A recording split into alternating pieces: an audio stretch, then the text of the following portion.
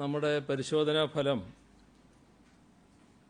2 പേർക്കാണ് പോസിറ്റീവ്, 8 നെഗറ്റീവുമാണ്. പക്ഷേ ഇന്നത്തെ പോസിറ്റീവായ 2-ൽ 1 വയനാടാണ്. വയനാട് കഴിഞ്ഞൊരു മാസക്കാലത്തിലധികമായി പോസിറ്റീവ് കേസ് ഒന്നും റിപ്പോർട്ട് ചെയ്യാത്തൊരു ജില്ലയാണ്. അപ്പം അതുകൊണ്ട് തന്നെ വയനാടിനെ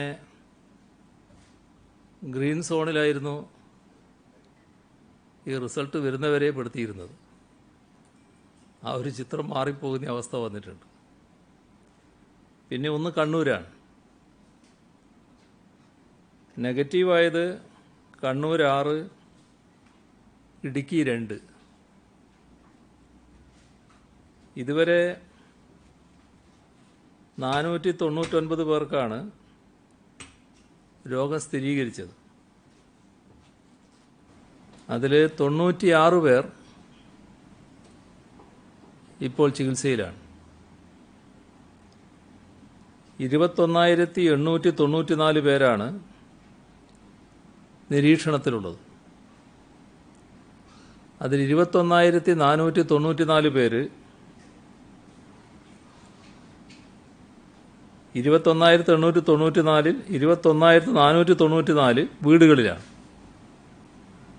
410 പേർ ആശുപത്രികളിലുമാണ്. ഇന്ന് 80 പേരെയാണ് ആശുപത്രിയിൽ പ്രവേശിപ്പിച്ചത്. ഇതുവരെ സാമ്പിളുകൾ പരിശോധനയ്ക്ക് അയച്ചത് 31,183 അതിൽ 30,358 എണ്ണം രോഗബാധയില്ല എന്ന് ഉറപ്പാക്കിയിട്ടുണ്ട്. ഇതുകൂടാതെ മുൻഗണനാ ഗ്രൂപ്പുകളിലെ 2,093 സാമ്പിളുകൾ അയച്ചപ്പോൾ 1,234 നെഗറ്റീവ് ഫലം വന്നിട്ടുണ്ട്. സംസ്ഥാനത്തിപ്പോൾ ആകെ 80 ഹോട്ട്സ്പോട്ടുകളാണുള്ളത്. പുതുതായി ഹോട്ട്സ്പോട്ടുകളില്ല.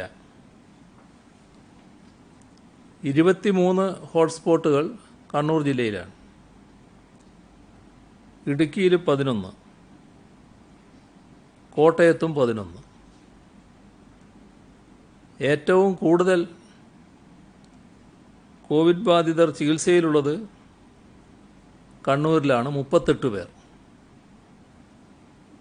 ഇവരിൽ 2 പേർ കാസർഗോട്ടുകാരാണ്. എന്നാൽ ഒരു കണ്ണൂർ സ്വദേശി കോഴിക്കോട് ചികിത്സയിൽ കഴിയുന്നുണ്ട്. കോട്ടയത്ത് 18 പേര്, അതിലൊരാൾ ഇടുക്കിയിലാണ്. കൊല്ലത്തും ഇടുക്കിയിലും 12 പേർ വീതം. രാജ്യത്ത് ലോക്ക്ഡൗൺ കേന്ദ്ര സർക്കാർ 2 ആഴ്ചത്തേക്ക് കൂടി നീട്ടിയിരിക്കുകയാണ്. അതേസമയം കൂടുതലായി ചില ഇളവുകളും പ്രഖ്യാപിച്ചിട്ടുണ്ട്. കേന്ദ്ര സർക്കാർ മുന്നോട്ട് വെച്ച പൊതുവായ മാർഗനിർദ്ദേശങ്ങളുടെ ചട്ടക്കൂടിനകത്തു നിന്നുകൊണ്ടാണ് നമ്മുടെ സംസ്ഥാനത്തിൻ്റെ സവിശേഷതകൾ കൂടി ഉൾക്കൊണ്ടുകൊണ്ട് നിയന്ത്രണങ്ങൾ നടപ്പിലാക്കുക. അതിനുള്ള മാർഗനിർദ്ദേശങ്ങൾ ഉടനെ പുറപ്പെടുവിക്കും. രോഗചികിത്സക്കും പ്രതിരോധത്തിനും പ്രാധാന്യം കൊടുത്തുകൊണ്ടുള്ള സമീപനമാണ് ആദ്യഘട്ടത്തിൽ നാം സ്വീകരിച്ചത്. അതുകൊണ്ട് ജനങ്ങളുടെ സ്വാഭാവിക ജീവിതത്തിന് കടുത്ത നിയന്ത്രണങ്ങൾ ഏർപ്പെടുത്തേണ്ടി വന്നിട്ടുണ്ട്. എന്നാൽ അതിന് നല്ല ഫലമുണ്ടായിട്ടുണ്ട്. അപകടനില തരണം ചെയ്തു എന്ന് പറയാനാവില്ല. സാമൂഹ്യ വ്യാപനം എന്ന ഭീഷണി ഒഴിഞ്ഞുപോയി എന്നും പറയാനാവില്ല. അപ്പോൾ ഈ സാഹചര്യത്തിൽ നല്ല ജാഗ്രത തുടർന്നും നാം പുലർത്തേണ്ടതുണ്ട്. പ്രതിരോധ പ്രവർത്തനങ്ങളിൽ ഊന്നുമ്പോൾ നമ്മുടെ സാമ്പത്തികമായ ചലനങ്ങളെ നിയന്ത്രിക്കേണ്ടി വന്നു. സ്വാഭാവികമായ ജനജീവിതം എത്രത്തോളം അനുവദിക്കാനാവും, ഇതാണ് സർക്കാർ പരിശോധിക്കുന്നത്. സംസ്ഥാനത്തിന് പുറത്ത് വലിയ പ്രവാസി സമൂഹമാണ് കഴിയുന്നത്. അവരുടെ നാടുകൂടിയാണ് ഇത് എന്ന് കണക്കിലെടുത്തുകൊണ്ട് തന്നെ അവരെ ഇവിടേക്ക് കൊണ്ടുവരാനുള്ള സംവിധാനം പടിപടിയായി ഏർപ്പെടുത്തേണ്ടതുണ്ട്. അത്തരമൊരു പരിപാടി ഏറ്റെടുക്കുമ്പോൾ രോഗവ്യാപനത്തിനിടയാവാത്ത തരത്തിലുള്ള ജാഗ്രതയും നാം പുലർത്തിപ്പോവണം. കേന്ദ്ര സർക്കാരിൻ്റെ ഇന്നലത്തെ ഉത്തരവനുസരിച്ച് ലോക്ക്ഡൗൺ മെയ് 17 വരെയാണ് ദീർഘിപ്പിച്ചിട്ടുള്ളത്. രാജ്യത്തുള്ള ജില്ലകളെ 3ആയി തരംതിരിച്ചിരിക്കുകയാണ്. റെഡ്, ഓറഞ്ച്, ഗ്രീൻ സോണുകളായിട്ട്. 21 ദിവസമായി കോവിഡ് പോസിറ്റീവുകളില്ലാത്ത ജില്ലകളാണ് ഗ്രീൻ സോൺ. അപ്പോൾ കേന്ദ്രം ഇന്നലെ ഇറക്കിയ പട്ടിക അനുസരിച്ച് എറണാകുളവും വയനാടും ഗ്രീൻ സോണിലാണ്. പക്ഷേ ഞാൻ ആദ്യം പറഞ്ഞതുപോലെ ഇന്നത്തെ പരിശോധനയിൽ ഒരു പോസിറ്റീവ് കേസ് വന്നതുകൊണ്ട് വയനാടിനെ ഓറഞ്ച് സോണിലേക്ക് മാറ്റുകയാണ്. അതോടൊപ്പം കേന്ദ്ര മാനദണ്ഡമനുസരിച്ച് തന്നെ 21 ദിവസത്തിലധികമായി പുതിയ കോവിഡ് കേസുകളില്ലാത്ത ആലപ്പുഴ, തൃശ്ശൂർ ജില്ലകൾ കൂടി ഗ്രീൻ സോണിൽ പെടുത്തുകയാണ്. കേന്ദ്ര മാനദണ്ഡപ്രകാരം തന്നെയാണ് ഈ മാറ്റം. നിലവിൽ കോവിഡ് പോസിറ്റീവ് രോഗികൾ ചികിത്സയിലില്ലാത്ത ജില്ലകൾ കൂടിയാണിത്. കണ്ണൂർ, കോട്ടയം ജില്ലകളെയാണ് കേന്ദ്ര സർക്കാർ റെഡ് സോണിൽ പെടുത്തിയത്. അത് അങ്ങനെ തന്നെ തുടരും. ഈ രണ്ട് വിഭാഗത്തിലും പെടാത്ത ജില്ലകളെയാണ് കേന്ദ്ര സർക്കാരിൻ്റെ ഉത്തരവ് പ്രകാരം ഓറഞ്ച് സോണിൽ ഉൾപ്പെടുത്തിയത്. ഇത് പ്രകാരം സംസ്ഥാനത്തെ കാസർഗോഡ്, ഇടുക്കി, കോഴിക്കോട്, കൊല്ലം, പാലക്കാട്, പത്തനംതിട്ട, മലപ്പുറം, തിരുവനന്തപുരം, നേരത്തെ പറഞ്ഞ വയനാട് കൂടി അതിൽപ്പെടുകയാണ്. ഈ ജില്ലകളെല്ലാം ഓറഞ്ച് സോണിൽപ്പെടും. ഇതിൽ നാം ശ്രദ്ധിക്കേണ്ട കാര്യം, സമയാസമയം ഓരോ ജില്ലയിലെയും സ്ഥിതി വിലയിരുത്തി സോണുകളുടെ തരംതിരിക്കലിൽ മാറ്റം വരുത്തും. റെഡ് സോണിലെ ജില്ലകളിലെ ഹോട്ട്സ്പോട്ട് ഇപ്പോൾ കേന്ദ്ര സർക്കാർ പുറപ്പെടുവിച്ച പ്രസ്താവനയിൽ അതിനൊരു കണ്ടെയ്ൻമെൻറ്റ് സോൺ എന്ന് പറഞ്ഞിട്ടുണ്ട്. ആ കണ്ടെയ്ൻമെൻറ്റ് സോൺ പ്രദേശങ്ങളിൽ ലോക്ക്ഡൗൺ നിയന്ത്രണങ്ങൾ കർശനമായി തുടരും. എന്നാൽ മറ്റു പ്രദേശങ്ങളിൽ ഇളവുകളുണ്ടാവും. നേരത്തെ തന്നെ ഒരു കാര്യം തീരുമാനിച്ചിരുന്നു. ഹോട്ട്സ്പോട്ടുകളായ നഗരസഭകളുടെ കാര്യത്തിൽ ഏത് വാർഡോ ഡിവിഷനോ ആണോ ഹോട്ട്സ്പോട്ടായിട്ടുള്ളത് അതടച്ചിടുന്ന നിലപാടായിരുന്നു സ്വീകരിച്ചിരുന്നത്. ഇത് പഞ്ചായത്തുകളുടെ കാര്യത്തിൽ കൂടി വ്യാപിപ്പിക്കുകയാണ്. പഞ്ചായത്തുകളുടെ കാര്യത്തിലൊരു വ്യത്യാസം, വാർഡും അതിനോട് കൂടിച്ചേർന്ന് കിടക്കുന്ന വാർഡുകളും ആവശ്യമാണെങ്കിൽ ഉൾപ്പെടുത്തും. അങ്ങനെ ആ ഒരു പ്രദേശം കണ്ടെയ്ൻമെൻറ്റ് സോണാക്കി മാറ്റും. നമ്മുടെ ഗ്രീൻ സോൺ ജില്ലകളിൽ പൊതുവിലുള്ള എല്ലാ സുരക്ഷാ മാനദണ്ഡങ്ങളും പാലിക്കുക തന്നെ വേണം. കേന്ദ്ര സർക്കാർ പൊതുവായി അനുവദിച്ച ഇളവുകൾ സംസ്ഥാനത്താകെ നടപ്പാക്കുകയാണ്. എന്നാൽ ചില കാര്യങ്ങളിൽ പ്രത്യേക നിയന്ത്രണം ഏർപ്പെടുത്തുകയും ചെയ്യും. ഇപ്പം അനുവദനീയമല്ലാത്ത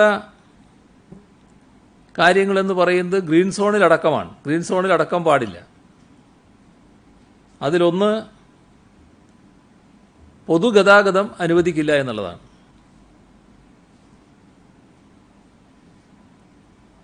അതുപോലെ തന്നെ സ്വകാര്യ വാഹനങ്ങളിൽ യാത്ര ചെയ്യുമ്പോൾ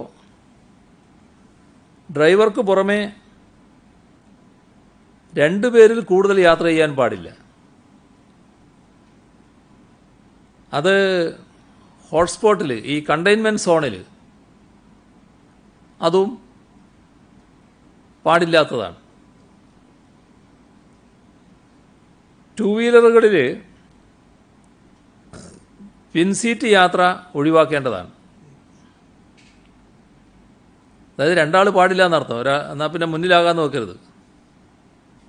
ഒരാൾ മാത്രമേ ഈ 2 വീലറിൽ സഞ്ചരിക്കാവൂ എന്നാണ്. എന്നാൽ നമ്മുടെ സംസ്ഥാനത്ത് വളരെ അത്യാവശ്യ കാര്യത്തിനായി പോകുന്നവരാണെങ്കിൽ അവർക്ക് ഈ കണ്ടെയ്ൻമെൻറ്റ് സോൺ ഒഴികെയുള്ള സ്ഥലങ്ങളിൽ ഇളവ് അനുവദിക്കും. ഇപ്പോൾ ഒരു ഓഫീസിൽ എത്തേണ്ടയാളെ ഒരു സഹോദരിയെ സഹോദരൻ കൊണ്ടുപോകുന്നു, ഒരു ഭാര്യയും ഭർത്താവും ഒന്നിച്ച് യാത്ര ചെയ്യേണ്ട അവസ്ഥ വരുന്നു. അത്തരം കാര്യങ്ങൾ അനുവദിക്കുന്ന നിലയുണ്ടാവും. ആളുകൾ കൂടിച്ചേരുന്ന ഒരു പരിപാടിയും പാടില്ല. സിനിമാ തിയേറ്റർ, ആരാധനാലയങ്ങൾ തുടങ്ങിയവയിലുള്ള നിയന്ത്രണം ഇപ്പോൾ ഉള്ളതുപോലെ തന്നെ തുടരും. ഇതിൽ ആളുകൾ കൂടിച്ചേരുന്ന എല്ലാ പരിപാടികളും നേരത്തെ ഉള്ളതുപോലെ തന്നെ വേണ്ടെന്ന് വെക്കുകയാണ്. അത് സാമൂഹ്യ പരിപാടിയായാലും കുടുംബ പരിപാടിയായാലും രാഷ്ട്രീയ പരിപാടിയായാലും ഇതുപോലുള്ള സിനിമാ തിയേറ്ററോ മറ്റു കാര്യങ്ങളോ എല്ലാമായാലും ആരാധനാലയങ്ങളുടെ കാര്യങ്ങളായാലും എല്ലാം വേണ്ടെന്ന് വെക്കുകയാണ്. അതേപോലെ തന്നെ പാർക്കുകൾ, ജിംനേഷ്യം അതുപോലുള്ള ഇടങ്ങളിലെ കൂടിച്ചേരലുകളും ഉണ്ടാകാൻ പാടില്ല. മദ്യഷാപ്പുകൾ ഈ ഘട്ടത്തിൽ തുറന്ന് പ്രവർത്തിക്കുന്നില്ല. മാളുകൾ, ബാർബർ ഷാപ്പുകൾ, ബ്യൂട്ടി പാർലറുകൾ ഇതൊന്നും പ്രവർത്തിക്കാൻ പാടില്ല. പക്ഷേ ബാർബർമാർക്ക് വീടുകളിൽ പോയി സുരക്ഷാ മാനദണ്ഡങ്ങൾ പാലിച്ച് ജോലി ചെയ്യാവുന്നതാണ്. വിവാഹം, മരണാനന്തര ചടങ്ങ് ഇതിലൊക്കെ 20-ലധികം ആളുകൾ പാടില്ല എന്നാണ് നേരത്തെ പുറപ്പെടുവിച്ച ഉത്തരവ്. അതാ നിലക്ക് തന്നെ തുടരേണ്ടതാണ്. വിദ്യാഭ്യാസ സ്ഥാപനങ്ങൾ തുറക്കില്ല. പരീക്ഷാ നടത്തിപ്പിനായി മാത്രം നിബന്ധനകൾ പാലിച്ച് തുറക്കാവുന്നതാണ്. ഇതോടൊപ്പം ഞായറാഴ്ച പൂർണ്ണ ഒഴിവു ദിവസമായി കണക്കാക്കണം. കടകളോ ഓഫീസുകളോ ഒന്നും തുറക്കാൻ പാടില്ല. വാഹനങ്ങളും അന്ന് പുറത്തിറങ്ങാതിരിക്കണം. ഇത് ഇന്ന് പറയുന്നതുകൊണ്ട് നാളെ നടപ്പാക്കാൻ കുറച്ച് വിഷമമുണ്ടാവും. അതുകൊണ്ട് നാളെ അത് പൂർണ്ണമായി നടപ്പിലാക്കണമെന്ന് പറയുന്നില്ല. പക്ഷേ നടപ്പാക്കാൻ പറ്റുന്നവരെല്ലാം നാളെ തന്നെ നടപ്പാക്കാൻ ശ്രദ്ധിക്കണം. തുറന്നുള്ള ഞായറാഴ്ചകളിൽ ഈ നിയന്ത്രണം പൂർണ്ണതോതിൽ നിലവിൽ കൊണ്ടുവരാനാവണം. അപ്പോൾ മുഴുവൻ പേരും അതുമായി സഹകരിക്കണം. അവശ്യ സർവീസുകളല്ലാത്ത സർക്കാർ ഓഫീസുകൾ നിലവിലെ രീതിയിൽ തന്നെ മെയ് 15 വരെ പ്രവർത്തിക്കാവുന്നതാണ്. ഗ്രൂപ്പ് എ, ബി ഉദ്യോഗസ്ഥരുടെ 50%, സി, ഡി ഉദ്യോഗസ്ഥരുടെ 33% ഓഫീസുകളിൽ ഹാജരാകേണ്ടതാണ്.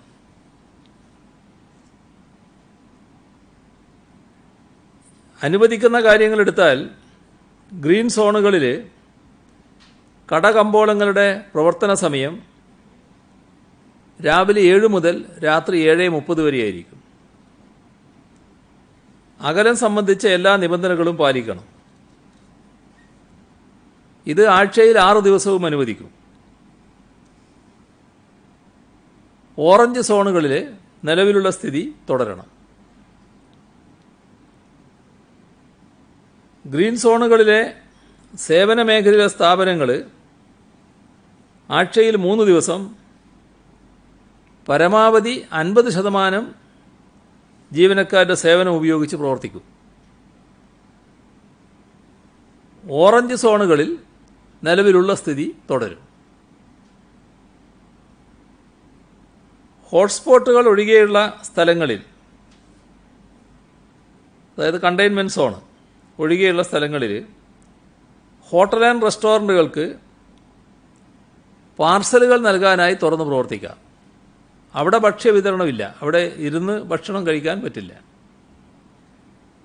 അവർക്ക് നിലവിലുള്ള സമയക്രമമാണ് പാലിക്കേണ്ടത്. ഷോപ്സ് ആൻഡ് എസ്റ്റാബ്ലിഷ്മെൻറ്റ് ആക്ടിൽ രജിസ്റ്റർ ചെയ്യപ്പെട്ടുള്ള സ്ഥാപനങ്ങൾക്ക് നിലവിലെ സ്ഥിതി തുടരാവുന്നതാണ്.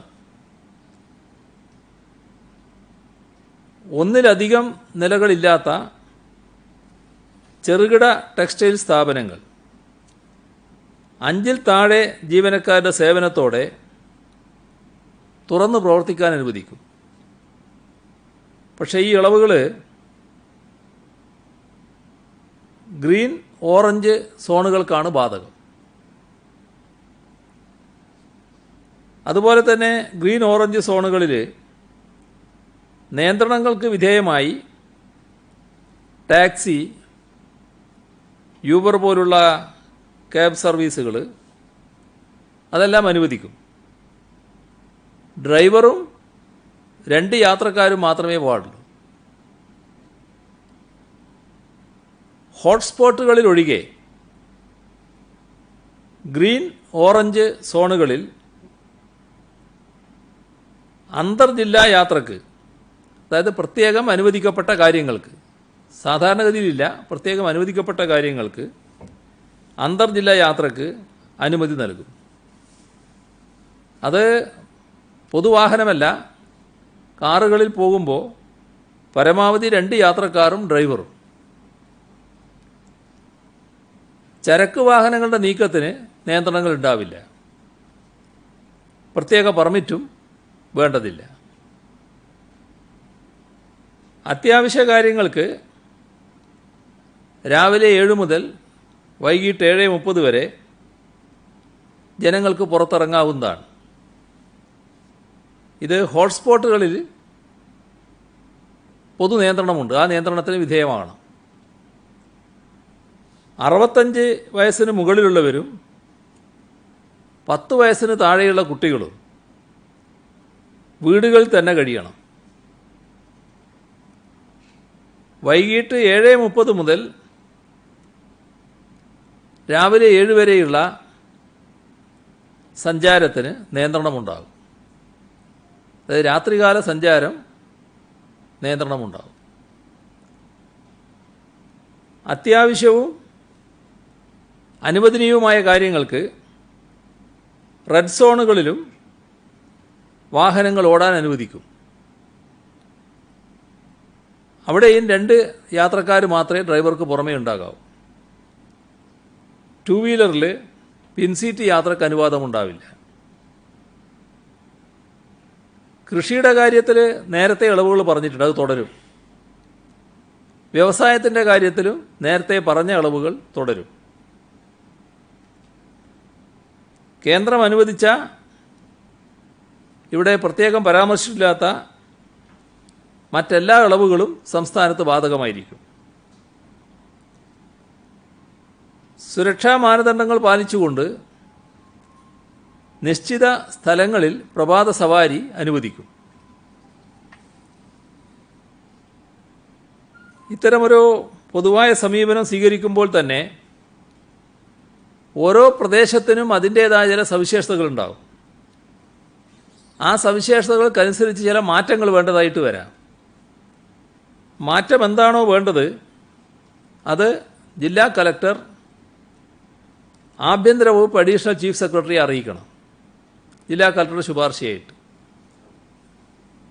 സംസ്ഥാന തലത്തിൽ ചീഫ് സെക്രട്ടറി നേതൃത്വം കൊടുത്തുകൊണ്ട് ആഭ്യന്തര ധനകാര്യ വകുപ്പ് അഡീഷണൽ ചീഫ് സെക്രട്ടറിമാർ, റവന്യൂ, തദ്ദേശ, ആരോഗ്യ, IT വകുപ്പ് പ്രിൻസിപ്പൽ സെക്രട്ടറിമാർ, പോലീസ് മേധാവി, ഇവരെല്ലാം അടങ്ങുന്നൊരു സമിതിയുണ്ട്. ആ സമിതി പരിശോധിച്ച് ആവശ്യമായ ഉത്തരവ് പുറപ്പെടുവിക്കും. പോസ്റ്റ് ഓഫീസുകൾ തുറന്നിപ്പോൾ പ്രവർത്തിക്കുന്നുണ്ട്.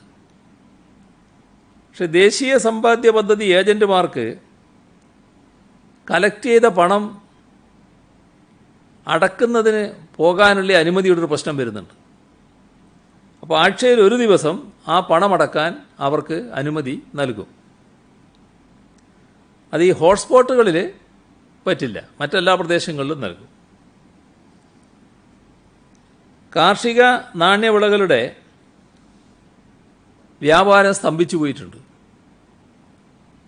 ഇത് കാർഷിക വൃത്തിയെയും കർഷക ജീവിതത്തെയും ബാധിക്കുന്നുണ്ട്. അപ്പോൾ കർഷക രംഗത്ത് എല്ലാ പ്രോത്സാഹനവും നൽകണമെന്നാണ് പൊതുവെ തീരുമാനിച്ചിട്ടുള്ളത്. അതിൻ്റെ ഭാഗമായി സംസ്ഥാനത്തെ മലഞ്ചരക്ക് വ്യാപാര സ്ഥാപനങ്ങൾ ആഴ്ചയിൽ 2 ദിവസം തുറക്കാൻ അനുമതി നൽകും.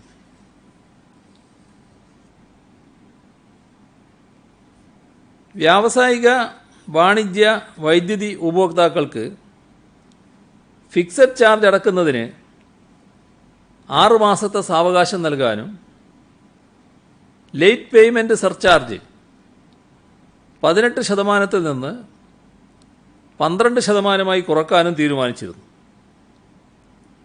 ഈ അളവുകൾ സ്വകാര്യ ആശുപത്രികൾക്കും ബാധകമാക്കുന്നതിന് സംസ്ഥാന വൈദ്യുതി റെഗുലേറ്ററി കമ്മീഷനോട് ശുപാർശ ചെയ്തിട്ടുണ്ട്.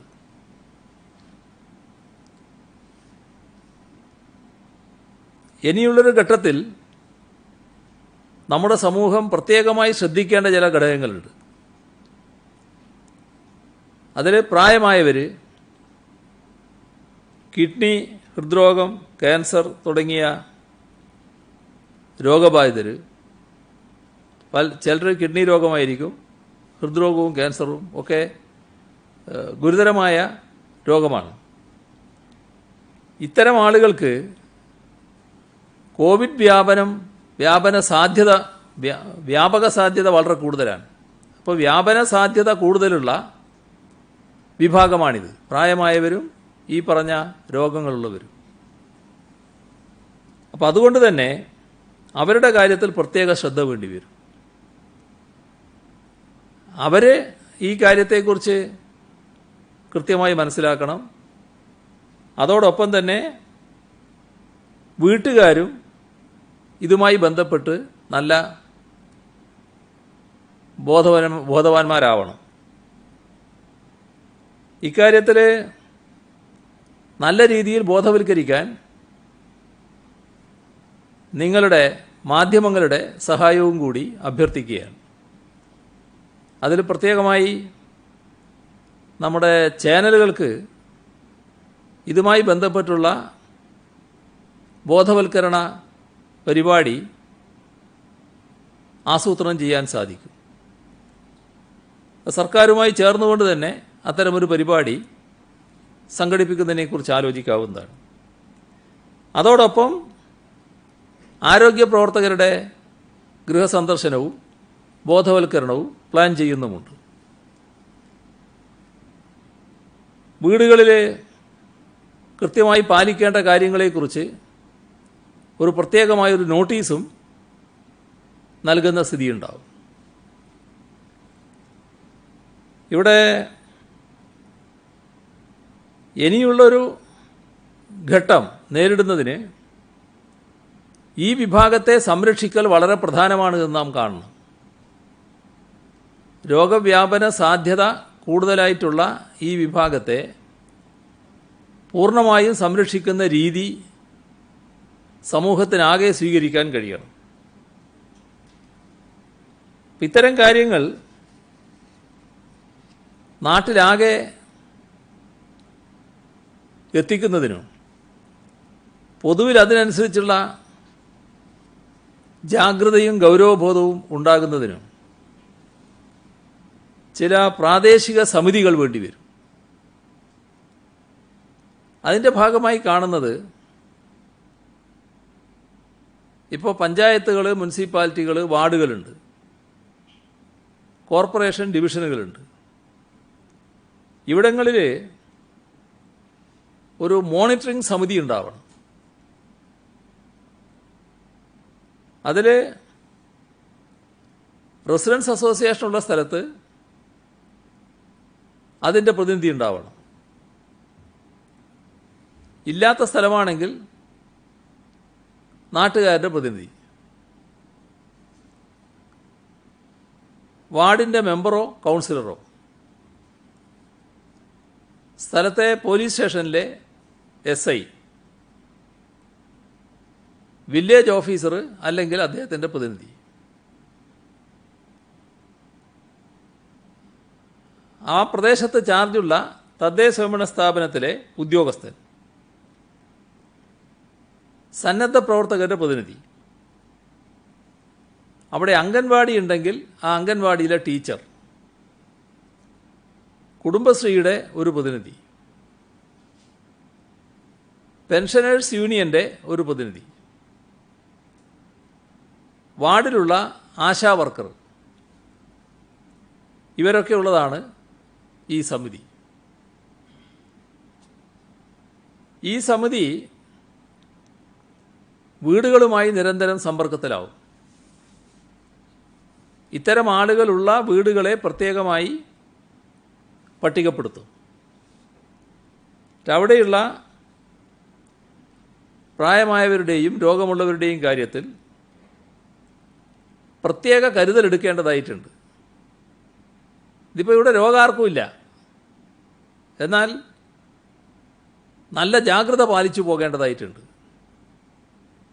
അതിന് നിത്യം ആ വീടുകളുമായിട്ട് ബന്ധപ്പെടുന്ന ഒരു പ്രക്രിയ ഈ സമിതിയുടെ നേതൃത്വത്തിൽ നടക്കും. സമിതിയിലുള്ളവർ തന്നെ ആവണമെന്നില്ല, അവർ നിശ്ചയിക്കുന്ന ആളുകൾ അവിടെ പോയാലും മതി.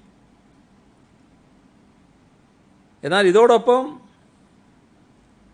വിദേശത്ത് നിന്നും മറ്റ് സംസ്ഥാനങ്ങളിൽ നിന്നും തിരിച്ചെത്തി വീട്ടിൽ ക്വാറന്റൈനിൽ കഴിയുന്നവരുണ്ട്. അവരുടെ കാര്യത്തിലും ഈ മോണിറ്ററിംഗ് സമിതിയുടെ ശ്രദ്ധയുണ്ടാവണം. അപ്പോൾ എല്ലാ വീടുകളിലും സമിതിയുടെ ഒരു പ്രതിനിധി എല്ലാ ദിവസവും എത്തുന്ന നില വേണം. ഇതോടൊപ്പം ഇനി നാം നേരിടുന്ന ഭീഷണി ഫലപ്രദമായി കൈകാര്യം ചെയ്യുന്നതിന് നമ്മുടെ ആരോഗ്യ സംവിധാനം കൂടുതൽ ഫലപ്രദവും വികേന്ദ്രീകൃതവുമാകേണ്ടതുണ്ട്. ഇപ്പോൾ നമുക്ക് എല്ലാ തദ്ദേശ സ്വയംഭരണ സ്ഥാപനങ്ങളിലും പ്രൈമറി ഹെൽത്ത് സെൻ്ററുകളുണ്ട്. നമ്മുടെ ആരോഗ്യ മേഖലയുടെ ഏറ്റവും വലിയ പ്രത്യേകതയാണത്. ഫലപ്രദമായി പ്രവർത്തിക്കുന്ന സ്ഥാപനങ്ങളാണ്. ഈ ഘട്ടത്തിൽ നമ്മുടെ സംസ്ഥാനത്തെ പ്രൈവറ്റ് മേഖലയിലെ ആശുപത്രികളെയും ഡോക്ടർമാരെയും അവിടെയുള്ള സ്റ്റാഫിനെയും കൂടി നമ്മുടെ ഈ പ്രവർത്തനത്തിൻ്റെ ഭാഗമാക്കേണ്ടതായിട്ടുണ്ട്. അപ്പോൾ അങ്ങനെ ഇവരെല്ലാം കൂടി ഉൾക്കൊള്ളുന്ന ഒരു സംവിധാനം ഓരോ തദ്ദേശ സ്വയംഭരണ സ്ഥാപന തലത്തിലും ഉണ്ടാകണം. ഇതുമായി ബന്ധപ്പെട്ട വിശദാംശങ്ങൾ DMO ആണ് തയ്യാറാക്കേണ്ടത്. സ്വകാര്യ ആശുപത്രികളിലെ ഡോക്ടർമാർക്കും ജീവനക്കാർക്കും ഈ കോവിഡ് പ്രതിരോധ നടപടികളുമായി ബന്ധപ്പെട്ട പരിശീലനവും നൽകും. അതോടൊപ്പം ഇതുമായി ബന്ധപ്പെട്ട് IMAയുടെ സഹകരണവും ഉറപ്പിക്കുന്നതാണ്. ചെയ്യാൻ ഉദ്ദേശിക്കുന്ന ചില കാര്യങ്ങൾ നേരത്തെ പറഞ്ഞിട്ടുള്ളതാണ്. ഒന്ന്, ടെലിമെഡിസിൻ സൗകര്യം. അപ്പോൾ ഏതൊക്കെ ഡോക്ടർമാരെയാണ് ടെലിമെഡിസിനിൽ കൂടി ബന്ധപ്പെടാനാവുക, ആ ഡോക്ടർമാരെക്കുറിച്ചുള്ള പൂർണ്ണ വിവരം ഇത്തരം വീടുകളിൽ ലഭ്യമാക്കും. അതോടൊപ്പം ഡോക്ടർക്ക് രോഗിയെ കാണണം എന്ന് തോന്നുകയാണെങ്കിൽ പ്രൈമറി ഹെൽത്ത് സെൻ്റർ അതിനുള്ള സൗകര്യമുണ്ടാക്കും. കാരണം പ്രൈമറി ഹെൽത്ത് സെൻ്ററിൻ്റെ വാഹനം ഉപയോഗിച്ച് ആ ഡോക്ടർക്ക് രോഗിയുടെ വീട്ടിലേക്ക് പോകാൻ കഴിയും. ഇതിനു പുറമെ ഓരോ പഞ്ചായത്തിലും ഒരു മൊബൈൽ ക്ലിനിക്ക് ആവശ്യമായി വരും. അതിന് doctor, staff nurse, paramedical staff, മറ്റാവശ്യമായ സജ്ജീകരണങ്ങൾ എല്ലാം ഉണ്ടാകും. ഇത്തരത്തിലൊരു കരുതൽ തുറന്നുള്ള ഘട്ടത്തിൽ നാം സ്വീകരിക്കുകയാണ്. കാരണം ഓരോ പഞ്ചായത്തിലും ക്വാറന്റൈനിലുള്ളവർ തന്നെ ധാരാളം പേരാവും. പ്രായമുള്ളവർ,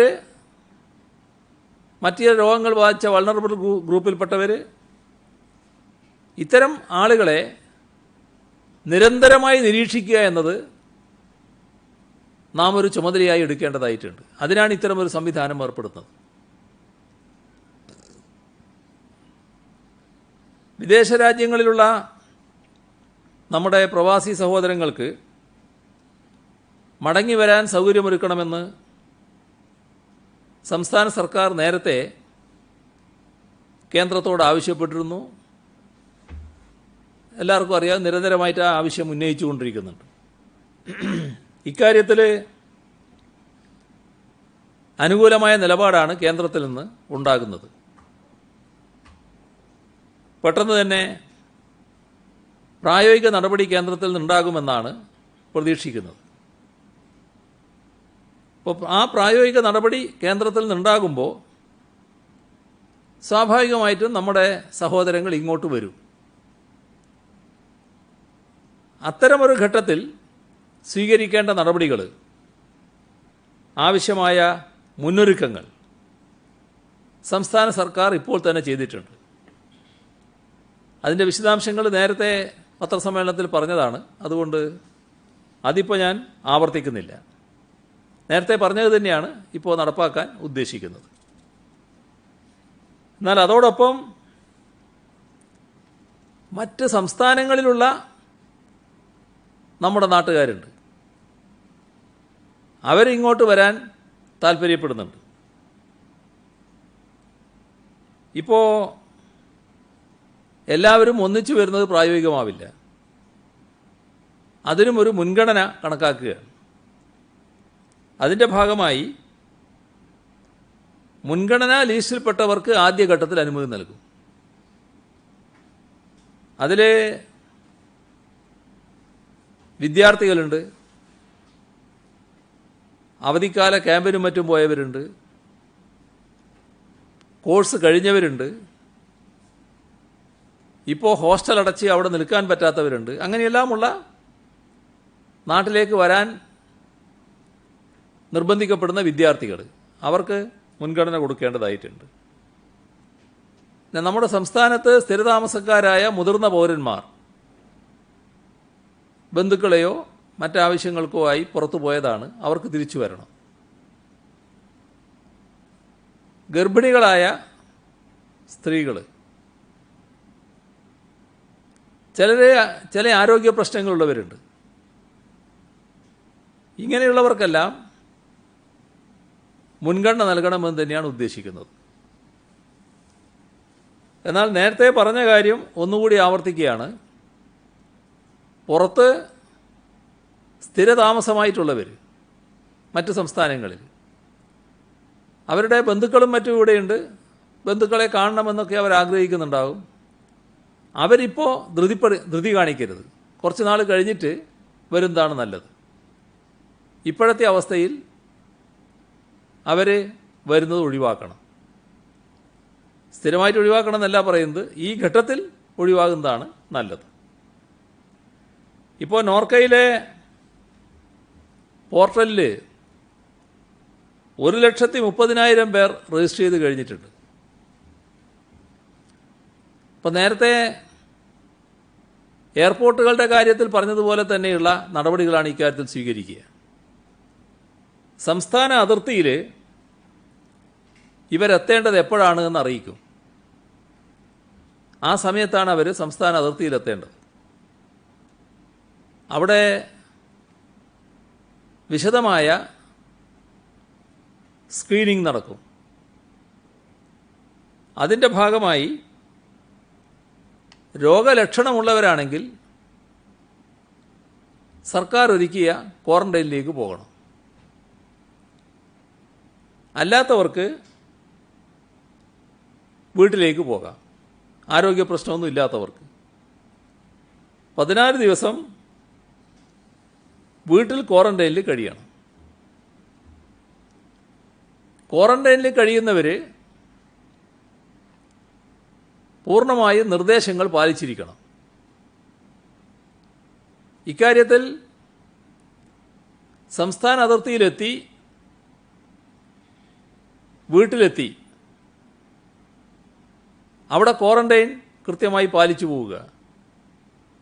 ഇതിനെല്ലാം ചുമതല പോലീസിന് തന്നെയാണ് നൽകുന്നത്. അപ്പോൾ വീട്ടിലെത്തിയെന്ന് അവർ ഉറപ്പുവരുത്തണം. നേരെ വീട്ടിലേക്കാണ് പോയത്, വഴിക്ക് എവിടെയും തങ്ങിയില്ല എന്ന് ഉറപ്പുവരുത്തണം. വീട്ടിൽ കൃത്യമായ നിർദ്ദേശങ്ങൾ പാലിച്ചു പോകുന്നു എന്നുള്ളതും ഉറപ്പുവരുത്താനാവണം.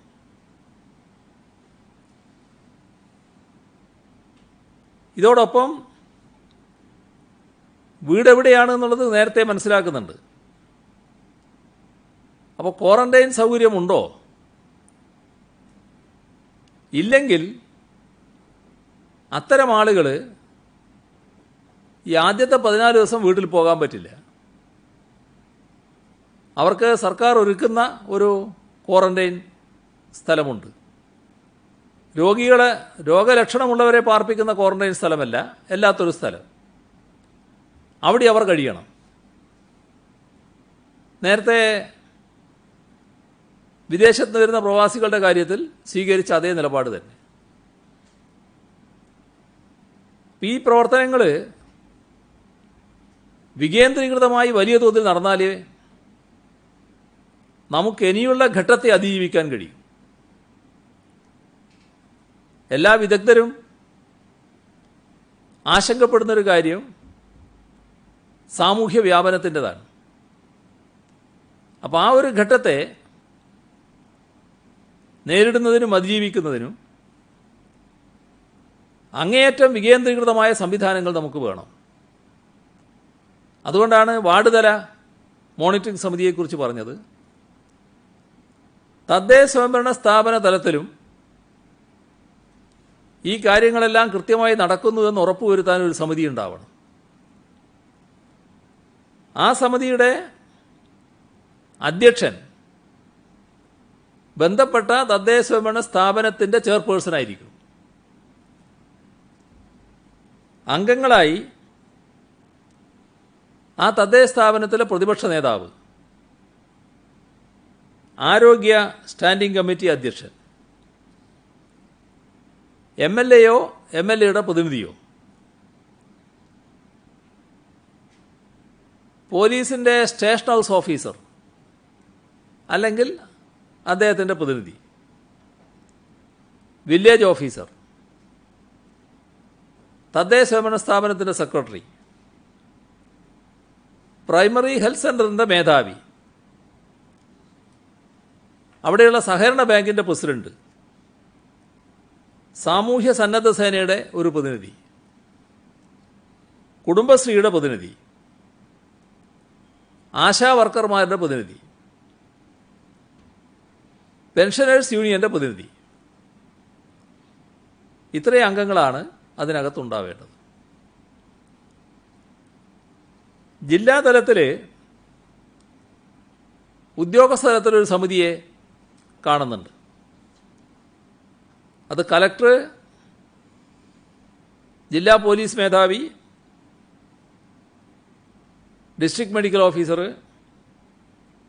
ജില്ലാ പഞ്ചായത്ത് ഓഫീസർ, ഇവരെല്ലാം അടങ്ങുന്നൊരു സമിതി കാര്യങ്ങൾ വിലയിരുത്തി ആവശ്യമായ തീരുമാനങ്ങൾ എടുത്തു പോകണം. ഇതിൽ ആരോഗ്യ സംബന്ധമായ പരിശോധനയുടെ അതുപോലുള്ള കാര്യങ്ങളുടെ പൂർണ്ണ ഉത്തരവാദിത്വം ആരോഗ്യ വകുപ്പിനായിരിക്കും. സുരക്ഷയൊരുക്കൽ, മാനദണ്ഡങ്ങൾ ലംഘിക്കില്ലെന്ന് ഉറപ്പുവരുത്തൽ അത് പോലീസിൻ്റെ ചുമതലയായിരിക്കും. നമ്മുടെ സംസ്ഥാനത്തുള്ള അതിഥി തൊഴിലാളികൾക്ക് തിരിച്ചു പോകുന്നതിന് പ്രത്യേക നോൺ സ്റ്റോപ്പ് ട്രെയിൻ അനുവദിക്കണമെന്ന് സംസ്ഥാനം ആവശ്യപ്പെട്ടിരുന്നു. പ്രധാനമന്ത്രിയോട് തന്നെ നേരിട്ട് അഭ്യർത്ഥിച്ചിരുന്നു. കേന്ദ്രം ആദ്യ ഉത്തരവിൽ ബസ് മാർഗമെന്ന് പറഞ്ഞെങ്കിലും നമ്മൾ വീണ്ടും ഇടപെട്ടു.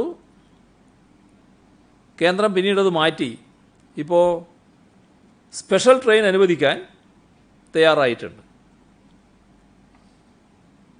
ഇന്നലെ ഒരു ട്രെയിൻ പോയി കഴിഞ്ഞിട്ടുണ്ട്. ഇന്ന് ചില ട്രെയിനുകൾ പോകുന്നുണ്ട്. അപ്പോൾ അതിലാവശ്യമായ നടപടികൾ കേന്ദ്ര സർക്കാർ സ്വീകരിച്ചിട്ടുണ്ട്. പോകാൻ ആഗ്രഹിക്കുന്ന അതിഥി തൊഴിലാളികൾക്ക് അവരുടെ നാട്ടിലേക്ക് പോകാനുള്ള സൗകര്യമാണ് ഉണ്ടാക്കുന്നത്. നമ്മളാരെയും നിർബന്ധിച്ച് തിരിച്ച് അങ്ങോട്ട് അയക്കുകയല്ല. എന്നാൽ ഇത്തരമൊരവസ്ഥയിൽ നാട്ടിൽ പോയി ബന്ധുക്കളെ കാണണമെന്നൊക്കെ ആഗ്രഹിക്കുന്നത് സ്വാഭാവികമാണ്. അവർക്ക് പോകാനുള്ള സൗകര്യമാണ് ഒരുക്കിയിട്ടുള്ളത്. പക്ഷേ ഇതിലൊരു പ്രശ്നമുള്ളത്, അവരെത്തേണ്ട സ്ഥലം, അവരുടെ നാട്, അവിടുന്ന് NOC ലഭിച്ചാൽ മാത്രമേ ട്രെയിൻ അനുവദിക്കലും ട്രെയിനിൻ്റെ യാത്ര തുടങ്ങലും ഒക്കെ നടക്കുകയുള്ളൂ. അപ്പോൾ ചില സ്ഥലത്ത് NOC ലഭിക്കുന്നതിന് ചില ബന്ധപ്പെടലുകൾ ആവശ്യമായി വന്നിട്ടുണ്ട്. ഇപ്പോൾ നമ്മുടെ സംസ്ഥാന ചീഫ് സെക്രട്ടറി മറ്റ് സംസ്ഥാനങ്ങളിലെ എല്ലാ ചീഫ് സെക്രട്ടറിമാരുമായും ബന്ധപ്പെട്ട് ഈ പ്രശ്നം പരിഹരിക്കണമെന്ന് നിശ്ചയിച്ചിട്ടുണ്ട്. പോയത് ഒറീസയിലേക്കായിരുന്നു ഇന്നലെ പോയത്. ഇന്ന് ഒറീസ ചീഫ് മിനിസ്റ്റർ എന്നെ വിളിച്ചിരുന്നു. കേരളത്തിന് നന്ദി അറിയിച്ചു. ഞാൻ അദ്ദേഹത്തോട് പറഞ്ഞു, അവർ നാട്ടിലേക്ക് വരുന്നതാണ്, എപ്പോഴും തിരിച്ചു വരുന്നതിന് സ്വാഗതമാണ്, അവരെ ഇങ്ങോട്ട് തിരിച്ചു വരുന്നത് ഞങ്ങൾ പ്രതീക്ഷിക്കുന്നുണ്ട്, ഒരു പ്രയാസവും ഇവിടെ ഉണ്ടാവില്ല എന്ന് അദ്ദേഹത്തിന് വാക്ക് കൊടുത്തിട്ടുണ്ട്.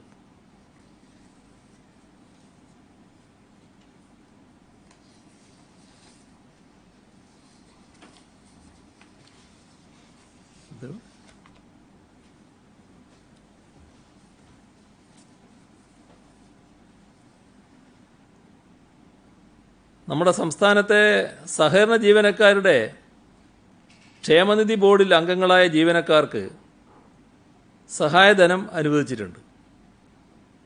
വേതനം ലഭിക്കാത്തവർക്കും ക്ഷേമനിധി ബോർഡിൽ അംഗങ്ങളായവർക്കും അടച്ച തുകയുടെ 90% 7,500 രൂപയോ ഏതാണ് കുറവ് എന്ന നിരക്കിൽ പലിശരഹിത ധനസഹായം നൽകും. തിരിച്ചടക്കേണ്ടതാണ്. തിരിച്ചടവ് പരമാവധി 24 മാസഗഡുക്കളായിരിക്കും. 30,000 അംഗങ്ങൾക്ക് ഈ ആനുകൂല്യം പ്രയോജനപ്പെടുത്താനാവും. പട്ടികജാതി വിദ്യാർത്ഥികൾക്ക് നൽകാനുണ്ടായിരുന്ന സ്കോളർഷിപ്പ് കുടിശ്ശിക 131 കോടി വിതരണം ചെയ്തിട്ടുണ്ട്. ദുരിതാശ്വാസ നിധിയിലേക്ക് ഒട്ടേറെ പ്രമുഖ വ്യക്തികളും പ്രധാന സംഘടനകളും എല്ലാം സംഭാവനകൾ നൽകുന്നുണ്ട്. മുൻ പ്രധാനമന്ത്രിയുടെ principal secretary TK Nair 1 lakh രൂപ നൽകിയിട്ടുണ്ട്. മുൻ മന്ത്രി KP വിശ്വനാഥൻ തൻ്റെ 80ാം പിറന്നാൾ ദിനത്തിൽ MLA പെൻഷൻ 42,000 രൂപ നൽകിയിട്ടുണ്ട്. വിശ്വനാഥന് പിറന്നാൾ ആശംസകൾ കൂടി ഈ ഘട്ടത്തിൽ നേരുകയാണ്. മുൻ UDF കൺവീനർ PP തങ്കച്ചൻ 33,500 രൂപ നൽകിയിട്ടുണ്ട്. പയ്യന്നൂരിലെ കോൺഗ്രസ് നേതാവ് KN കണ്ണോത്ത് 1 ലക്ഷം രൂപ നൽകിയിട്ടുണ്ട്. 96-ൽ അദ്ദേഹം എൻ്റെ എതിർ സ്ഥാനാർത്ഥിയായിരുന്നു അവിടെ. മുൻ MP doctor Sebastian Paul 1 lakh രൂപ നൽകിയിട്ടുണ്ട്. കേരള മീഡിയ അക്കാദമി അധ്യക്ഷൻ RS ബാബുവും കുടുംബവും 1 ലക്ഷം രൂപ നൽകിയിട്ടുണ്ട്. എഴുത്തുകാരി ഡോക്ടർ ഖദീജ മുംതാസ് തൻ്റെ പെൻഷൻ തുകയിൽ നിന്ന് 1 ലക്ഷം രൂപ നൽകി. സാഹിത്യ അക്കാദമി ഉപാധ്യക്ഷ എന്ന നിലയിൽ ലഭിക്കുന്ന ഓണറേറിയം മുഴുവൻ ശിഷ്ടകാലത്തേക്ക് അവരെ മുഖ്യമന്ത്രിയുടെ ദുരിതാശ്വാസ നിധിയിലേക്ക് നീക്കിവെച്ചിരുന്നു. അതിനു പുറമെയാണ് 1 ലക്ഷം രൂപ നൽകിയിട്ടുള്ളത്. CPIM കോട്ടയം ജില്ലാ സെക്രട്ടറി VN വാസവൻ 71,190 രൂപ നൽകിയിട്ടുണ്ട്. വിക്രം സാരാഭായ് ബഹിരാകാശ ഗവേഷണ കേന്ദ്രം 1,08,52,966 രൂപ നൽകിയിട്ടുണ്ട്. അവർ എല്ലാവരും ഇപ്പോൾ സ്ഥലത്തില്ല, കുറേ ആൾക്കാർ നൽകിയതാണ്. ബാക്കി പിന്നീടൊരു ഘട്ടത്തിലും തരും എന്നവർ പറയുകയുണ്ടായി.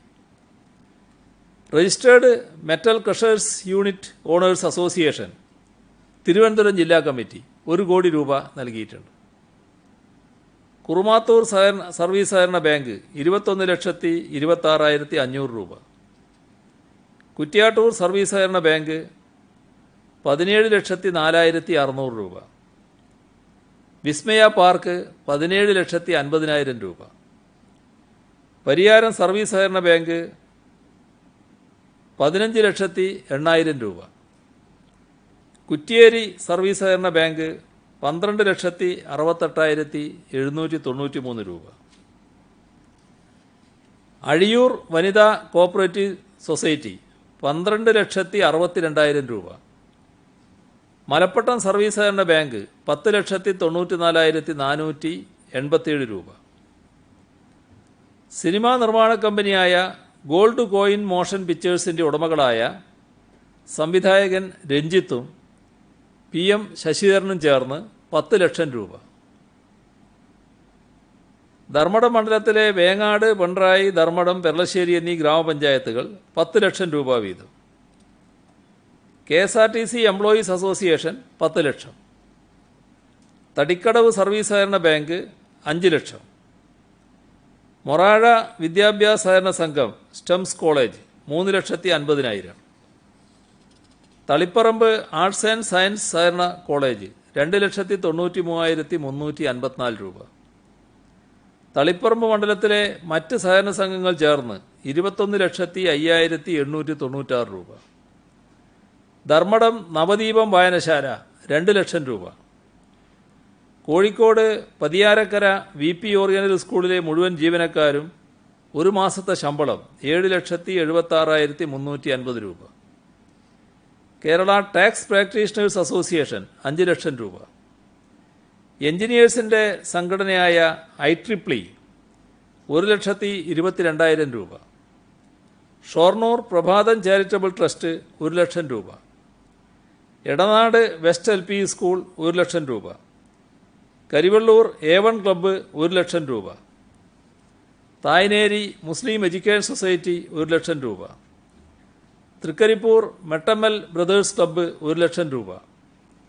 ശാസ്താംകോട്ടയിലെ Basaveshwara people's welfare charitable trust 50,000 രൂപ. ഓൾ ഇന്ത്യ വീരശൈവസഭ 20,000 രൂപ. Pratheeksha organ recipient family organization Kannur ജില്ലാ കമ്മിറ്റി 20,000 രൂപ. പാതിരിയാട് ക്ഷീരവ്യവസായ സഹകരണ സംഘം 80,000 രൂപ. തൃശൂർ അന്നമനട കളിമൺ വ്യവസായ സഹകരണ സംഘം തൊഴിലാളികൾ മെയ് 1 അവധിയെടുക്കാതെ തൊഴിൽ ചെയ്ത് ഒരു ദിവസത്തെ വേതനം 18,000 രൂപ. ട്രിവാൻഡ്രം തമിഴ് സംഘം 50,000 രൂപ. അധ്യാപക അവാർഡ് ജേതാവ് കൂടിയായ തൃശൂർ ചെമ്പുക്കാവിലെ ചിത്രം നമ്പൂതിരിപ്പാട് 25,000 രൂപ. CPM നേതാവായിരുന്ന E. ബാലാനന്ദൻ്റെ പെൻഷൻ തുക ഭാര്യ സരോജിനി ബാലാനന്ദൻ കൈമാറിയിട്ടുണ്ട്. CPM നേതാവായിരുന്ന N. ശ്രീധരൻ്റെ സഹധർമ്മിണി പത്മാവതി ടീച്ചർ 10,000 രൂപ. തദ്ദേശഭരണ സ്ഥാപന വകുപ്പ് ഓംബുഡ്സ്മാൻ ജസ്റ്റിസ് KK ദിനേശൻ 2 ലക്ഷം രൂപ. ജന്മന ഇരു കാലുകളുടെയും ചലനശേഷി നഷ്ടപ്പെട്ട് കഴിയുന്ന തിരുവനന്തപുരം കാച്ചാണിയിലെ മണികണ്ഠൻ 5,000 രൂപ. അദ്ദേഹത്തിൻ്റെ വീടാണ് ലൈഫ് ഉദ്ഘാടന ദിവസം സന്ദർശിച്ചിരുന്നത്. പട്ടാമ്പി ചാലിശ്ശേരി കൂറ്റനാട്ട് വട്ടേനാട് സ്കൂൾ 6ാം ക്ലാസ് വിദ്യാർത്ഥി അഭിനവ്, സഹോദരൻ അനിരുദ്ധ് എന്നിവർ 15,100 രൂപ ചാലിശ്ശേരി ജനമൈത്രി ബീറ്റ് ഓഫീസർമാരെ ഏൽപ്പിച്ചിട്ടുണ്ട്. തിരുവനന്തപുരം മണക്കാട് ഗവൺമെൻറ് TTIയിലെ മുഴുവൻ അധ്യാപകരും ചേർന്ന് 51,000 രൂപ ഒരു മാസത്തെ ശമ്പളം മാറ്റിവെക്കുന്നതിന് പുറമെയാണ് ഇവർ ഈ തുക കൈമാറിയത്. കാഞ്ഞങ്ങാട് അതിയാമ്പൂർ സ്വദേശികളായ റിട്ടയേർഡ് അധ്യാപക ദമ്പതിമാരായ ഗോപിനാഥൻ നായരും ആനന്ദവല്ലേശ്വരി അമ്മയും ചേർന്ന് 2 ലക്ഷം രൂപ. പെരുമ്പുന്ന ഗവൺമെൻറ് LP സ്കൂൾ അധ്യാപകൻ KP ഷാജി മാസ്റ്റർ 1 ലക്ഷം രൂപ. കാലിക്കറ്റ് സർവകലാശാല ഡെപ്യൂട്ടി രജിസ്ട്രാർ പത്മജ 1,50,000 രൂപ. ശ്രീകണ്ഠപുരം ചേപ്പറമ്പ് സ്വദേശി കാവിൽ കണ്ണൻ 1 ലക്ഷം രൂപ. എറണാകുളം പൂണിത്തുറയിലെ സംസാരശേഷിയില്ലാത്ത റിനി മനോജ് തൻ്റെ 8 മാസത്തെ വികലാംഗ പെൻഷനായ 10,000 രൂപ. മലപ്പുറം വാഴയൂർ പഞ്ചായത്തിലെ പാറമ്മൽ ഗന്ധാലയമേൻ വായനശാല കുട്ടികളുടെ വിഷുക്കൈ നീട്ടവും മുതിർന്ന അംഗങ്ങളുടെ വാർദ്ധക്യ പെൻഷൻ തുകയുമടക്കം 32,100 രൂപ. പേര് പറയാൻ ആഗ്രഹിക്കാത്ത ഒരു റിട്ടയേർഡ് ഡോക്ടർ 2 ലക്ഷം രൂപ. ഇങ്ങനെ വിവിധ ആളുകളും സംഘടനകളും പ്രസ്ഥാനങ്ങളും ഒക്കെ ദുരിതാശ്വാസ നിധിയിലേക്ക് സംഭാവന നൽകിക്കൊണ്ടിരിക്കുകയാണ്. ഇതാണ് പൊതുവെ ഇന്ന് പറയാനുള്ളത്. പരീക്ഷ നടത്തുന്ന കാര്യം പറഞ്ഞു. അപ്പോൾ ഈ SSLC +2 പരീക്ഷ അതിൻ്റെ പേപ്പർ വാല്യുവേഷൻ ടാബുലേഷൻ അതൊക്കെ തീരുമാനിച്ചിട്ടുണ്ടോ? അതിൻ്റെ കാര്യങ്ങൾ വിദ്യാഭ്യാസ വകുപ്പുമായി ചർച്ച ചെയ്ത് തീരുമാനിക്കേണ്ട കാര്യങ്ങളാണ്. അവർ ചില നടപടികൾ ഇതിനകം തന്നെ സ്വീകരിച്ചിട്ടുണ്ട്. അതിലൊരു വ്യക്തത ഉണ്ടാവുക മാത്രമേ വേണ്ടൂ. അന്തർജില്ലാ യാത്രകളുടെ കാര്യം പറഞ്ഞു. അതിനകത്ത് വ്യക്തതയ്ക്ക് വേണ്ടിയാണ് ഈ അന്തർജില്ലാ യാത്ര അത്യാവശ്യ കാര്യങ്ങൾക്ക് അനുവദിക്കുന്നുണ്ടെന്ന് പറഞ്ഞു. ഉദാഹരണത്തിന് കൊല്ലത്തുള്ള ഒരാൾ ബന്ധു വീട്ടിൽ ലോക്ക്ഡൌണിന് മുമ്പ് വന്നതാണ്, തിരുവനന്തപുരത്ത് വന്നതാണ്. അദ്ദേഹം ഇവിടെ കുടുങ്ങിപ്പോയി. അദ്ദേഹത്തിന് ഈ അത്യാവശ്യ കാര്യം എന്ന് പറഞ്ഞ് തിരികെ വീട്ടിലേക്ക് പോകാൻ കഴിയും. ഇപ്പം ചോദിച്ചാൽ അനുവദിക്കും. ഒരേ സാമ്പിളിൽ തന്നെ വ്യത്യസ്ത റിസൾട്ട് വന്നതായി റിപ്പോർട്ട് ചെയ്യപ്പെട്ടിട്ടുണ്ട്. കഴിഞ്ഞ ദിവസം അങ്ങനെ ചോദിച്ചപ്പോൾ അതിൻ്റെ വിശദവിവരമില്ല, പരിശോധിച്ചിട്ട് പറയാമെന്നാണ് പറഞ്ഞത്. സർക്കാർ എന്താണ് അതിൻ്റെ ഒരു വിലയിരുത്തൽ? അത് സാധാരണഗതിയിൽ ഒരു സംശയകരമായൊരു സാഹചര്യം ഒരു പരിശോധന ഉണ്ടായതുകൊണ്ടാണല്ലോ രണ്ടാമതൊരു പരിശോധന നടത്തുന്നത്. ആ പരിശോധനയിൽ കൃത്യമായ ഫലം വന്നു എന്നാണ് കാണിക്കുന്നത്.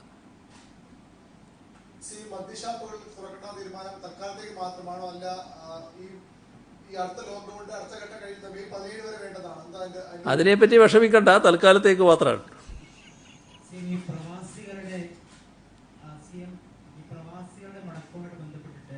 നോർക്കയിലും എംബസിയിലും രജിസ്റ്റർ ചെയ്യേണ്ട ഒരു സാഹചര്യമുണ്ട്. അപ്പോൾ നമ്മുടെ നോർക്കയിൽ ലഭിക്കുന്ന വിവരങ്ങൾ അതാത് എംബസിക്ക് കൈമാറിയാൽ നമുക്ക് 2 സ്ഥലത്ത് രജിസ്റ്റർ ചെയ്യുന്ന ഒരു സാഹചര്യം.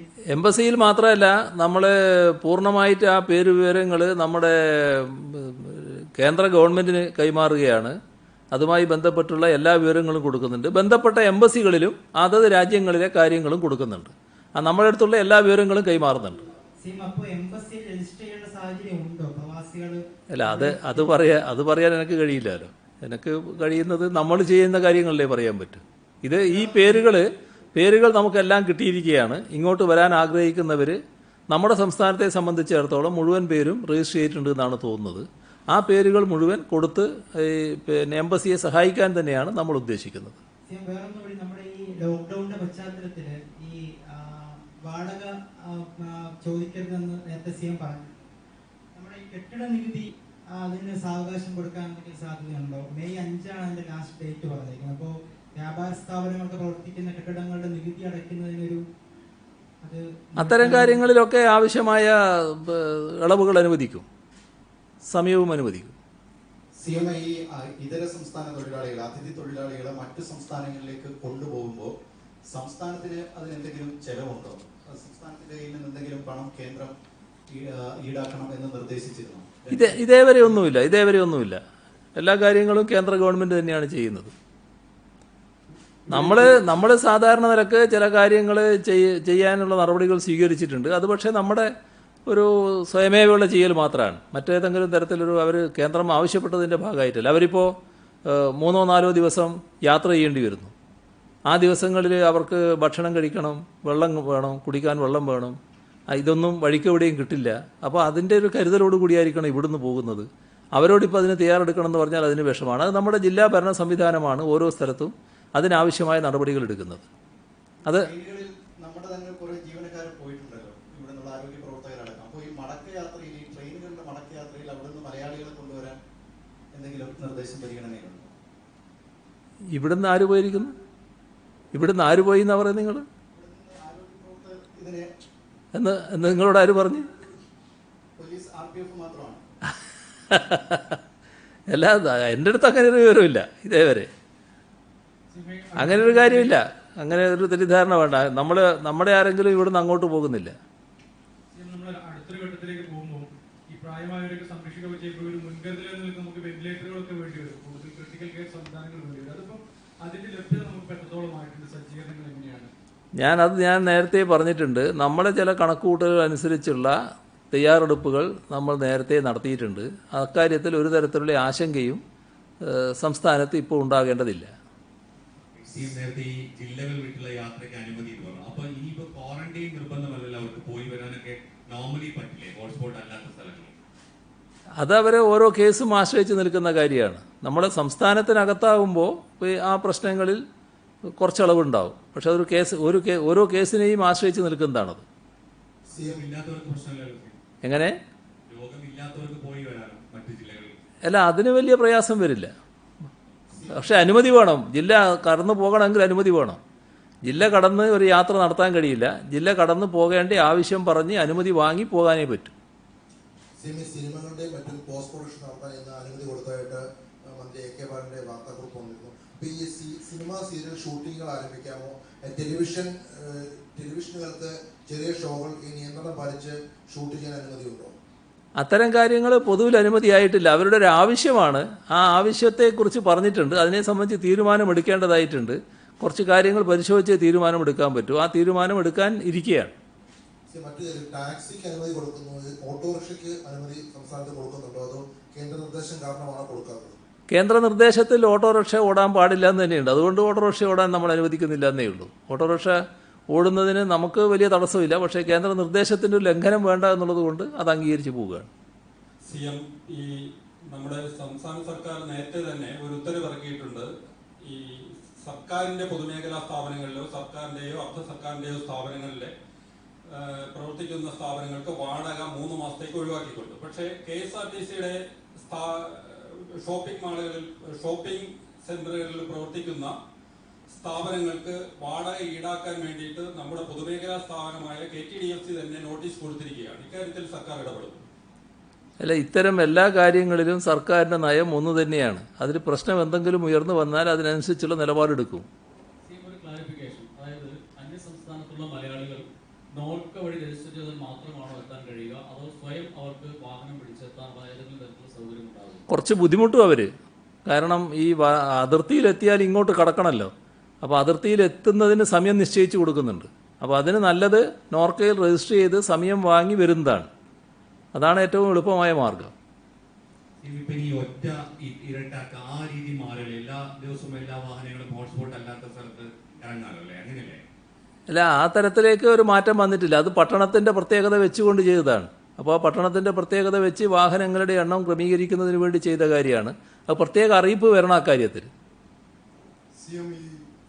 ലോക്ക്ഡൌൺ നീട്ടിയ സാഹചര്യത്തിൽ മറ്റ് ഇതര സംസ്ഥാനങ്ങളുമായിട്ട് അതിർത്തി പങ്കിടുന്ന ജില്ലകളിൽ കൂടുതൽ സെക്യൂരിറ്റി മെഷേഴ്സ് എന്തെങ്കിലും ചെയ്യുന്നുണ്ടോ? തീർച്ചയായും അത് നല്ല രീതിയിലുള്ള സെക്യൂരിറ്റി മെഷേഴ്സ് അവിടെ ആവശ്യമുണ്ട്. അത് നേരത്തെ തന്നെ കണ്ടിട്ടുള്ളതാണ്. അത് തുടരുന്നുണ്ട്.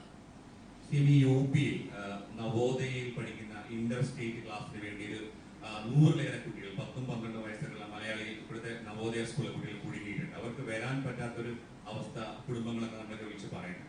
അതെ, അത്തരം കുട്ടികൾക്ക് ഏറ്റവും വലിയ മുൻഗണന കൊടുക്കും. നേരത്തെ ഞാൻ പറഞ്ഞല്ലോ, നല്ല മുൻഗണന അവർക്കുണ്ടാവും. ലോക്ക്ഡൌൺ ഇത്രയും ദിവസമായി KSRTCയിൽ 6000-ഓളം എംപാനൽ ജീവനക്കാർ, അതുപോലെ തന്നെ ആയോധന കലകൾ പരിശീലിപ്പിക്കാൻ വേണ്ടി സർക്കാരിന്റെ നിർദ്ദേശപ്രകാരം സ്കൂളുകളിൽ നിയമിച്ച അധ്യാപകർ, ഇവർക്കൊന്നും വേതനമില്ലാത്തൊരവസ്ഥയാണ്. അതിനെന്തെങ്കിലും ഒരു നടപടി സ്വീകരിക്കും? അല്ല, അത് പ്രത്യേകം പരിശോധിക്കേണ്ട കാര്യമാണ്. പ്രത്യേകം പരിശോധിച്ച് പറയാം എന്താണെന്നുള്ളത്. 6000-ഓളം എംപാനൽ ജീവനക്കാരുണ്ട്. ആയിക്കോട്ടെ, അത് പരിശോധിക്കട്ടെ. നമ്മുടെ സമയം ഇന്ന് പറഞ്ഞ കാര്യങ്ങളും ഈ കേന്ദ്രം പ്രത്യേകിച്ച് ഇതിൽ പറയാത്ത പ്രത്യേക ഇളവുണ്ട്. കേന്ദ്രം പറഞ്ഞില്ല, ഇത് പറയാത്ത കാര്യങ്ങൾ അതെല്ലാം പ്രത്യേക മാർഗനിർദ്ദേശം സർക്കാർ പുറത്തിറക്കും. ഇറക്കും. ഒരു കാര്യം കൂടി, ഈ നമ്മുടെ ഞായറാഴ്ചകളിൽ വർക്ക്ഷോപ്പുകള്, മൊബൈൽ കടകൾ അങ്ങനെയൊക്കെ തുറക്കുന്നുണ്ട്. അപ്പൊ അതിനൊക്കെ ബാധകമായിരിക്കും. മാത്രമല്ല, നമ്മൾ ഉദ്ദേശിക്കുന്നത് ഈ ആളുകൾക്കൊരു സംശയം ഉണ്ടാകാൻ പാടില്ല. അതുകൊണ്ടൊരു പ്രത്യേക വെബ്സൈറ്റ് പോലെ ഒന്നിൽ ഇത് എന്തെല്ലാം പാടുണ്ട്, എന്തൊക്കെ പാടില്ല, ആ കാര്യങ്ങൾ സർക്കാർ പ്രത്യേകമായി അറിയിക്കും. അപ്പോൾ ആർക്കും അത് നോക്കി വ്യക്തത വരുത്താൻ കഴിയും. അത്തരം ഒരു കാര്യം കൂടി ഇതിൻ്റെ കൂടെ ഉദ്ദേശിക്കുന്നുണ്ട്. പ്രഭാത സവാരിയുടെ കാര്യം പറഞ്ഞു. ചെറിയ പാർക്കുകളിലൊക്കെ രാവിലെ പോകുന്ന ആളുകളുണ്ടായിരുന്നു. ഇപ്പോഴും ചില പാർക്കുകൾ അടഞ്ഞു കിടക്കുകയാണ്. അതൊരു പാർക്ക് തുറന്നു കൊടുക്കുക, അവിടെ ചെറിയ വ്യായാമങ്ങൾ അങ്ങനെ എന്തെങ്കിലും തീരുമാനമുണ്ടോ? പാർക്കുകൾ തുറക്കാൻ പാടില്ല എന്ന് നേരത്തെ തന്നെ തീരുമാനിച്ചിട്ടുണ്ട്. അപ്പോൾ അത് ഇപ്പോൾ ഈ ഘട്ടത്തിൽ തുറക്കാൻ പറ്റില്ല.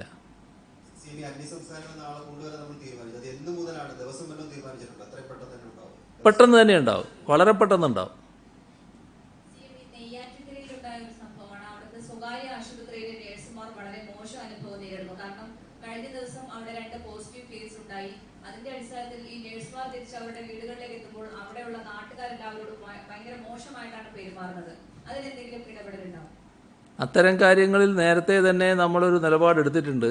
ഈ രോഗികളെ ചികിത്സിക്കുന്നവർ എന്തെങ്കിലും കുറ്റം ചെയ്യുന്നവരല്ല. നമ്മളൊരു ഏറ്റവും വലിയൊരു സേവനം നടത്തുകയാണ് അവർ. ആ നിലക്കാണ് അതിനെ കാണേണ്ടത്. അവരോട് നല്ല സഹാനുഭൂതിയോടെ പെരുമാറുന്ന നിലയാണ് വേണ്ടത്. ആരും പരുഷമായി പെരുമാറാൻ പാടില്ല. നല്ല രീതിയിൽ അവരുമായി സഹകരിക്കുകയാണ് വേണ്ടത്. അവർക്ക് ആവശ്യമായ എല്ലാ സംരക്ഷണവും സഹായവും കൊടുക്കുകയാണ് വേണ്ടത്. അത് എത്രയോ തവണ നമ്മൾ പറഞ്ഞിട്ടുള്ളതാണ്. നമ്മുടെ സമൂഹം പൊതുവിൽ അതാണ് ചെയ്യുന്നത്. ഇതേതെങ്കിലും ചില ആളുകൾ കാണിച്ചതായിരിക്കും. പൊതുവിൽ നമ്മുടെ സമൂഹം അത്തരത്തിലൊരു സമീപനം സ്വീകരിക്കുന്നതല്ല. അങ്ങനെ തെറ്റായ സമീപനം സ്വീകരിക്കുന്നവരെ അവിടെ തന്നെയുള്ള നല്ല ആളുകൾ തിരുത്തിക്കാൻ ശ്രമിക്കുകയും വേണം. നമുക്കിന്ന് രാത്രി യാത്രാ നിയന്ത്രണത്തിന്റെ കാര്യം പറഞ്ഞു. അതിന് ഈ ഗ്രീൻ സോണിൽ ഇളവുണ്ടോ, അതോ മൊത്തത്തിൽ എല്ലായിടത്തുമാണ്? എല്ലായിടത്തുമാണ്. നമുക്കിന്ന് അവസാനിപ്പിക്കാം.